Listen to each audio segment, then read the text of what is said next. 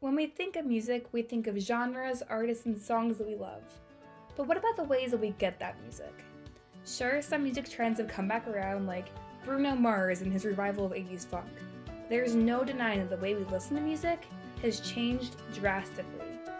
After all, you'd be hard-pressed to find someone listening to a phonograph these days.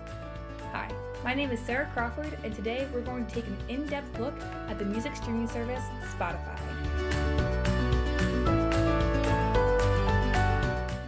Okay, so let's start off by launching the Spotify application. So this you can easily download to your computer by going to spotify.com and downloading either to your MacBook or to your HP. So you'll see that when you immediately launch the computer application, you'll be given this screen. So if you don't have an account, you can sign up for free, or if you do have an account, you can hit login. So I recommend logging with your Facebook if you have one, but if not, you can also use your email and a password. So we're going to log in with my Facebook, and you'll see that it immediately pops up a web browser, and because my Facebook is already signed into my computer, it immediately authenticated my account, so now I am brought to the main page of Spotify. Okay, so before we begin, I just want to point out that there are two different ways you can access Spotify. One is for free, where you will have limited access to songs and creating playlists, and the other is to pay a monthly subscription fee, which is about $5.99 a month if you are a student. And because of the access this allows you to the application, I am going to be showing you my premium Spotify account that I pay for, because it shows you really all that Spotify has to offer. So with that being said, keep that in mind, that a lot of these features that I'm going to show you are only accessible through paying a monthly fee.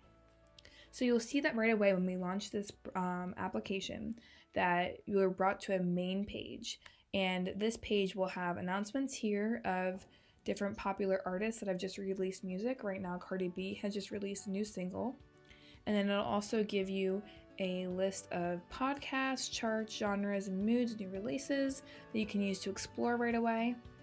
If you scroll down here, this area will be based on the day, so it'll give you your Discover weekly playlist curated based off of the songs that you like to listen to, and it'll also give you playlists that Spotify has created based on the time of day.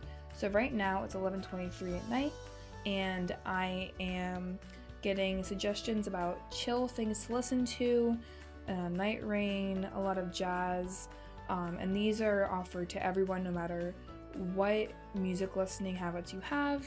They're just telling you what the popular playlist of this time of day is. So you'll see a lot of sleep. And then if you scroll down some more, you'll see different categories you can discover. And then down at the bottom here is all the genres and moods. So if you're coming to Spotify not sure what you want to listen to, there are a lot of options about different genres of music you can jump into, which range from mood music all the way down to sleep, or if you're into religious music, anything like that. They have it all right here for you to go and explore. And they also have podcasts and a few videos too. So right away, the main page is very functional. It can look really overwhelming if you've never used this application before, but you'll see that it's actually very well organized, and generally looks the same for everyone except for the Discover Weekly playlist, which we will talk about in a bit. So real quick, I'm going to show you how to create a playlist and also how to queue songs. So right over here, you'll see all of the playlists that I have. You'll see at the very bottom, it gives you the option to create a new playlist. So if we click on that, it'll give us an option to name it. So I'm going to name mine Writing 302 Bops. You can also give it a description if you so choose. So I'm going to say Grant's favorite songs in one place. And then you can also choose an image if you so wish to, but we're not going to do that at this point. It will create an automatic image based on the songs that you add. So right away, it's going to give you a bunch of songs that are popular. So let's say that Leonard Grant really likes Gwen Stefani. So Holla Back Girl is a song that we're going to add to this playlist. And you'll see that it immediately gave us the album artwork as our photo for our playlist. And as we add 3 other diverse album artworks, it'll create a little collage there.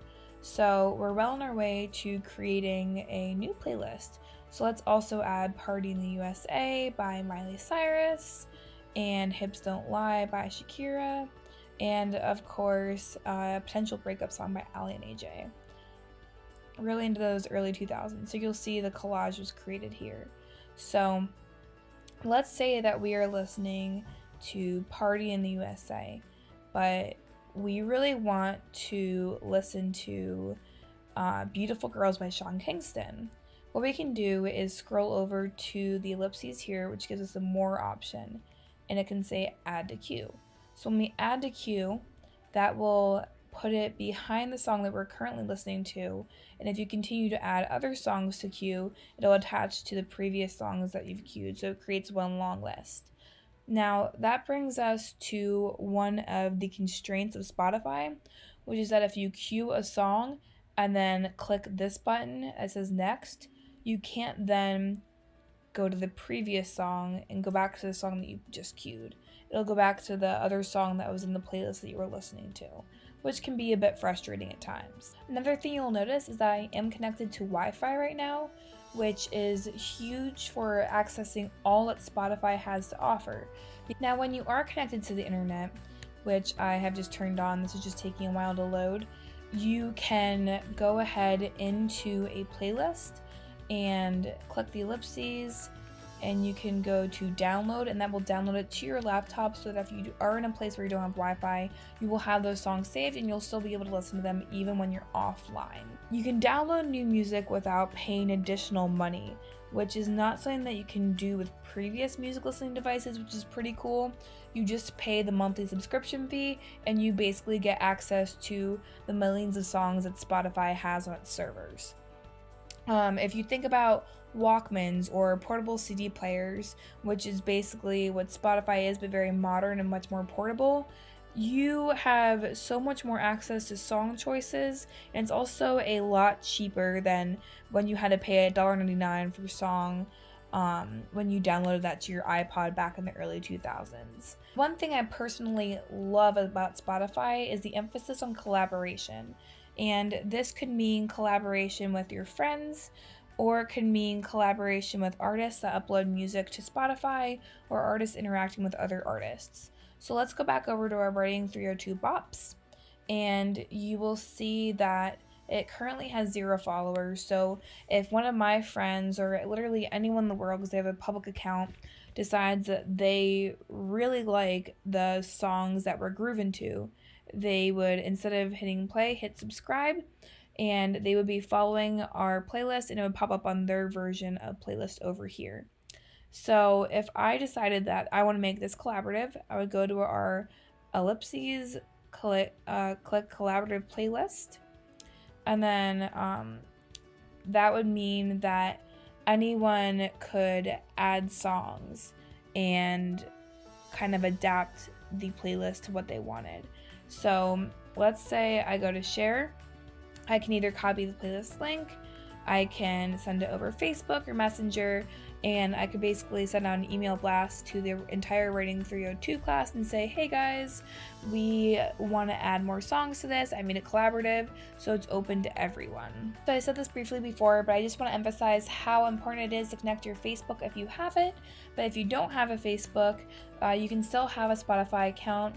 But if you do have a Facebook, I would strongly recommend syncing the 2 accounts together, because this will allow you to really share your music with your friends and make collaborating on playlists a lot easier.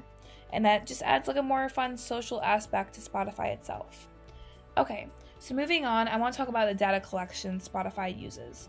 So the data collection of Spotify is actually very helpful for both the listener and the artist, because the artist gets paid upon the stream, which means how long each person has listened to the song, and lets them know how popular they are and what songs are more popular.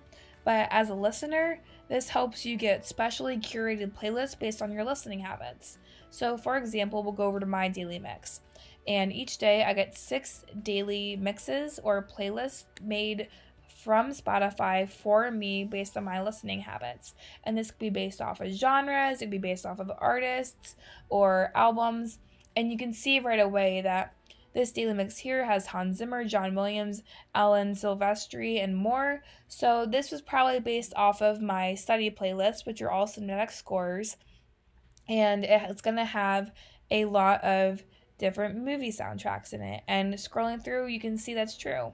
And now some of these songs I've probably listened to before, but you'll also see that there are songs that are new and are trying to immerse you into different genres that you're not, or not genres, but more like different artists that you may not be aware of. So it gives you both a simple taste of the old that you're used to and also some new artists to discover.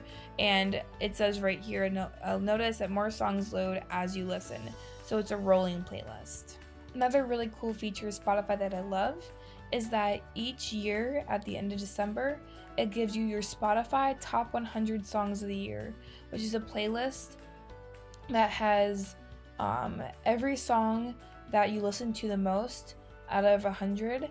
So basically the entire year Spotify tracks your listening habits and decides that you have listened to certain songs in rotation this many times, tells you how many different minutes you listen to music and what genres you listen to the most. So in 2017, you'll see that my top song was Hollywood Forever Cemetery Sings by Father John Misty, and the second one was a song by Tame Impala, and then the third, Sylvan Esso, and so on. So this is all data collected by Spotify based on your listening habits throughout the year, and it gives you one cohesive playlist at the end of that said year, so that you can see what music you were into, which is pretty cool. And I really enjoy that kind of data collection because it's not a secret and it's actually giving me something fun to look back on and shows me like what my 2017 was about. Okay, so wrapping up this brief tutorial, I just want to reiterate that Spotify requires an account. It's not an accessible internet application that is just for everyone. You do need to provide information such as an email address and a password or a valid Facebook account. And if you decide that you do want to get a subscription, you will need to provide personal info such as a credit card and a home billing address.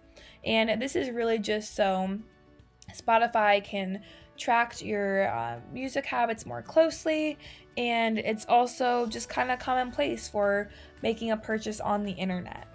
So with Spotify Premium, you have a lot more access to the total functionality of the application itself. You can listen to any song anytime, download them, and you can basically listen to new songs as they come out. With Spotify regular, you don't really get to queue songs or create as many playlists, and a lot of your access to the application is quite limited. So Spotify also offers an application for your phone, which is basically the same general design and functionality. The only thing that is different from this than the computer application is that the computer application allows you to see friend activity, and that is just not a feature that they have on the Android or iPhone application. So really that social aspect can only be worked with and interacted with when you're on your laptop. So really guys, that is it for how to use Spotify. All it takes is a lot of exploring, and Spotify makes it pretty easy for you to find new artists and new genres to get into. You can listen to podcasts, you can watch videos, and if you want to listen to some really awesome Leonard Grant hits, you can always follow my Writing 302 Bops playlist itself. Alright, have a great night and happy listening.